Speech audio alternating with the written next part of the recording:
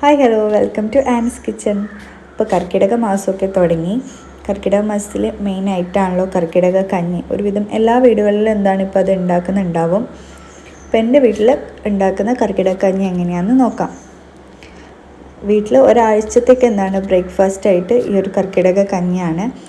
ഞാനിത് ഔഷധക്കടയിൽ നിന്ന് വാങ്ങിയ കർക്കിടക കഞ്ഞിയുടെ ഒരു കിറ്റ് വെച്ചിട്ടാണ് ഉണ്ടാക്കുന്നത്. അപ്പോൾ ഇതിൽ ഞവരരി, ഉലുവ, വെള്ളപ്പയർ, ചെറുപയർ അങ്ങനെ ഒരുപാട് സാധനങ്ങളുണ്ടല്ലോ. അപ്പോൾ ഇത് ഓരോന്ന് സെപ്പറേറ്റ് ആയിട്ട് വാങ്ങുക എന്ന് പറയുന്നത് കുറച്ച് ടാസ്ക്കാണ്.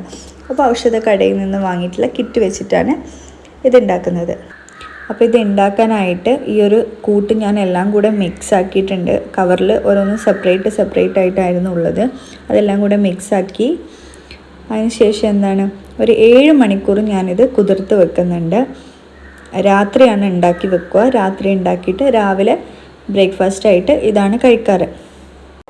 നിങ്ങൾക്ക് ആവശ്യമുള്ളത്ര എടുത്തതിന് ശേഷം എന്ത് ചെയ്യുക, വെള്ളത്തിൽ കുതിർത്ത് വെക്കുക. അപ്പോൾ ഇത് നന്നായിട്ട് കഴുകിയതിന് ശേഷം ഒരു കുക്കറിൽ അത് മുങ്ങാൻ വിധത്തിൽ കുറച്ച് വെള്ളവും കൂടെ ചേർത്തിട്ട് അല്പം ഉപ്പും ഇട്ടിട്ട് എന്ത് ചെയ്യാം, ഒരു 5-6 വിസിലടിക്കുക. അപ്പോഴത്തേക്ക് അത് നന്നായിട്ട് വെന്ത് കിട്ടും. ഇനി ഇതിലേക്ക് കുറച്ച് തേങ്ങയും കുറച്ച് വെള്ളവും കൂടെ ചേർത്ത് കൊടുക്കുക. ഇനി വെള്ളം കുറവാണെങ്കിൽ കുറച്ച് വെള്ളവും കൂടെ ചേർത്ത് കൊടുക്കുക. അപ്പോൾ ഈ ഒരു വിധത്തിൽ എന്താണ് കർക്കിടക കഞ്ഞി ആയിക്കിട്ടും. നല്ല ടേസ്റ്റുമാണ്, നമ്മുടെ ശരീരത്തിനും നല്ലതാണ്. അപ്പോൾ ജസ്റ്റ് ഒന്ന് ട്രൈ ചെയ്ത് നോക്കുക.